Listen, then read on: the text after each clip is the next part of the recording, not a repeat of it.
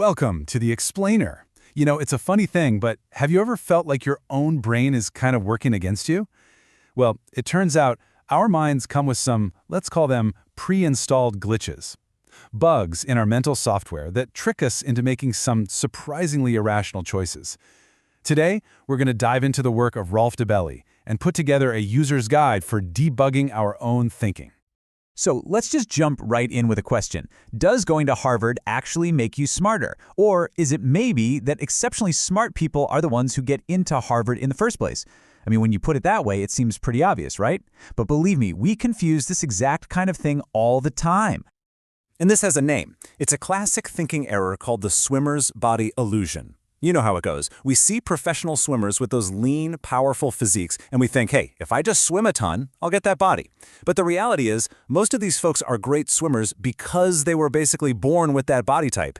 It's a selection factor, not just a result of their training. And this right here, this is our first major clue that our brains are full of bugs. Yeah, that swimmer's body illusion, it perfectly illustrates this core problem we have. We are constantly getting cause and effect backwards. We assume the fancy university or the best-selling self-help book or that crazy workout routine is the cause of success, when really it might just be the place where successful people happen to end up. And this simple mix-up, it leads us down all sorts of wrong paths. So let's explore some of the most common bugs in our thinking, shall we? Okay, first up, let's talk about how we judge other people. This is where our mental wiring can get really tangled, leading to a whole bunch of social biases that affect our everyday lives, a lot of the time without us even knowing it's happening. So have you ever been in a meeting and just found yourself nodding along, even when you had this gut feeling that everyone was completely off track? Well, you are definitely not alone. There was this fascinating experiment back in the 1950s where they put people in a room with a bunch of actors and asked them to do a simple visual test, just match the length of a line. Well, when all the actors started giving the same, obviously wrong answer, a full third of the real participants just caved to peer pressure and gave the wrong answer too. Wild. There's a name for this powerful urge. It's called social proof. It's basically a mental shortcut our brain takes, and the logic goes something like this. Hey, if everyone else is doing it, it must be the right thing to do. It's an ancient survival instinct, right? Stick with the tribe, don't get left behind. But in our complex modern world, it can lead us to just switch off our own critical thinking. And this brings us to a really crucial point, which was captured perfectly by the writer W. Somerset Maugham. If 50 million people say something foolish, it is still foolish. It doesn't matter how big the crowd is. The crowd can absolutely be wrong. And relying on it for your truth, that's a dangerous game.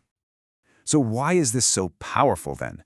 Why do we see a bestseller sticker on a book or a huge line outside a restaurant and immediately think, oh, that must be good?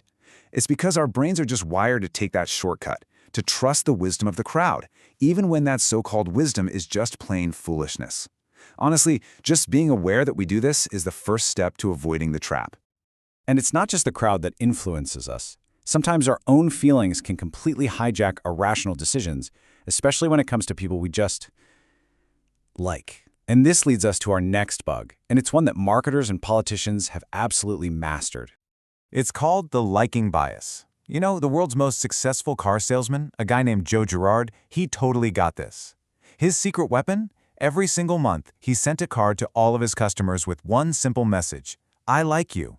That's it. See, we are way more likely to buy from, help, and agree with people we find likable. It's why charities show us smiling children and why we're more likely to donate to save cute, cuddly pandas than, say, the more ecologically vital but less cute spiders and worms. The trick is to just pause and ask yourself, wait, do I like this person or do I actually like their idea?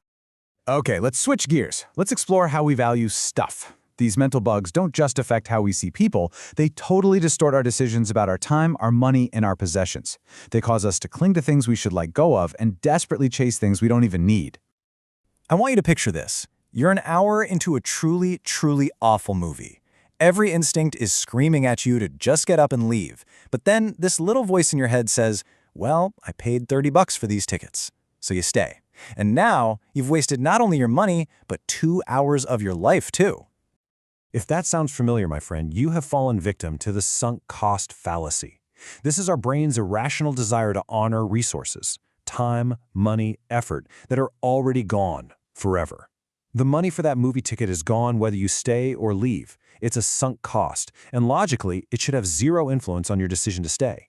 But for some reason, our brains just can't seem to let it go. And the scary part is, this bug is everywhere. We hear it from friends in bad relationships who say, "I've just invested so much energy I can't leave now."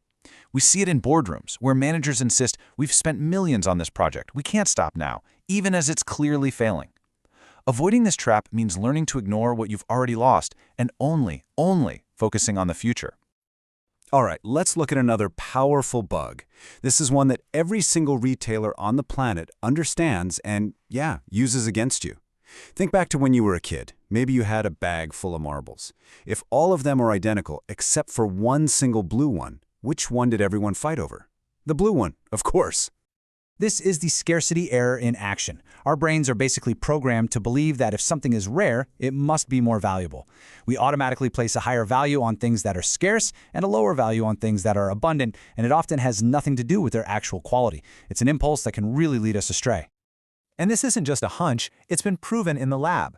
In one experiment, researchers gave one group of people an entire box of cookies.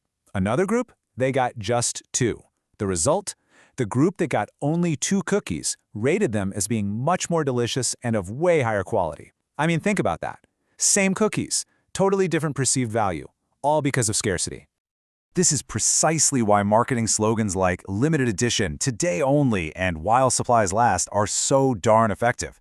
They trigger our deep-seated, totally irrational fear of missing out on something scarce, and it just clouds our judgment. The fix is to try and judge things on their merits alone, not on how easy or hard they are to get. Okay, so we've identified some major bugs, right? Social proof, the liking bias, sunk costs, scarcity.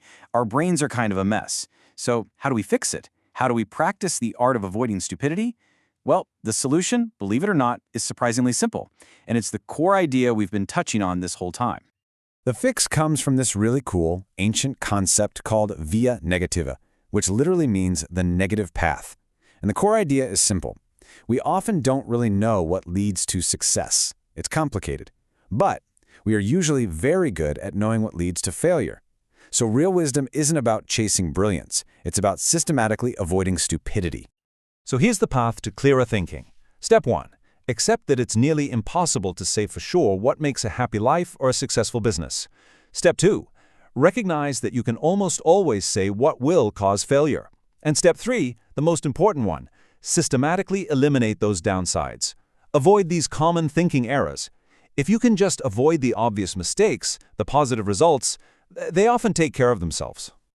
True mental clarity isn't about adding more complex strategies. It's about subtraction. It's about simply being aware that these bugs exist in the first place.